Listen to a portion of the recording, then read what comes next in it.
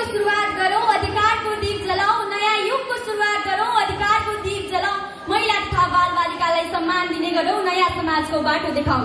बालबालिका तथा महिलालाई सम्मान दिने गरौँ, नयाँ समाजको बाटो देखाऊ। धन्यवाद कार्यक्रम सञ्चालिकाज्यू। आदरणीय यस कार्यक्रमका सभापति महोदय, प्रमुख अतिथि, विशिष्ट अतिथि लगायतका अन्य अतिथि महानुभावहरू, सम्माननीय अग्रजहरू, निष्पक्ष निर्णायक मण्डल, गुरुवर्ग एवं यहाँ सम्पूर्ण उपस्थितमा म सोनिया ओलीको व्यक्तिगत तर्फबाट र मेरो विद्यालय देउती इङ्ग्लिस मिडियम बोर्डिङ स्कुलको तर्फबाट स्वीकार्नुहोस् न्यानो अभिवादन, नमस्कार। आज मिति 2081 साल 11 महिना 24 गते 115औं अन्तर्राष्ट्रिय महिला दिवसको अवसर पारी यस बागोट नगरपालिकाले आयोजना गरेको यस वक्तृत्व कलाको शीर्षक रहेको छ सबै महिला तथा बालबालिकाको लागि अधिकार, समानता र सशक्तिकरण। यस शीर्षकमा म आफ्ना केही भनाइहरू राख्न पाउँदा अत्यन्तै खुसी छु र यस कार्यक्रम सृजना गराउने सम्पूर्ण बागोट परिवारप्रति म हार्दिक कृतज्ञता ठटाउन चाहन्छु। सभापति महोदय, म अब कति पनि ढिला नगरी मेरो विषयतिर प्रस्थान गर्न चाहन्छु।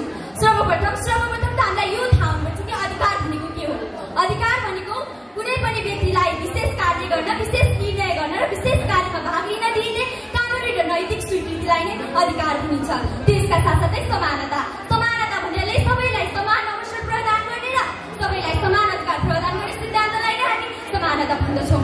त्यसपछि रह्यो सशक्तिकरण एउटा यस्तो प्रक्रिया हो, एउटा यस्तो प्रविधि हो जसले समाजमा शान्ति जन्ने कार्यहरू निम्ताउने काम गर्छ।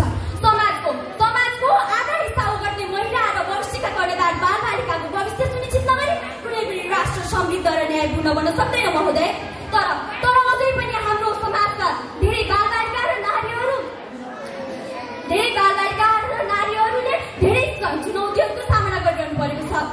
जस्तै अशिक्षा, गरिबी, बाल विवाह, लैङ्गिक विभेद जस्ता कार्यहरूले उनीहरूको प्रगतिको बाटोमा बाधा बनिरहेका छन्। सभापति महोदय, म यो भन्न चाहन्छु कि मलाई यो कुरामा गर्व छ कि हाम्रो बागोट नगरपालिकाले आवासीय छात्रावास खोलेको छ।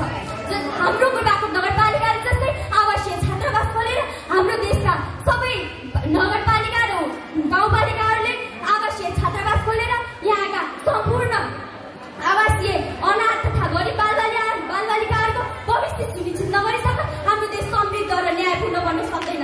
त्यसका साथसाथै महिला सशक्तिकरणको आवश्यकता पनि हाम्रो देशलाई समृद्ध र न्यायपूर्ण बनाउन अत्यन्तै आवश्यक रहेको छ।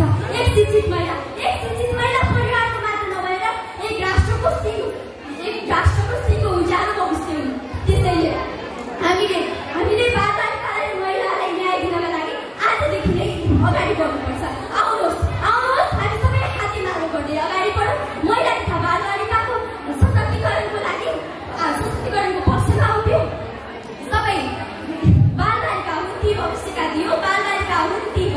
दियो, सपनाको उज्यालो शिक्षाको दियो, सपनाको उज्यालो शिक्षाको दियो। धन्यवाद।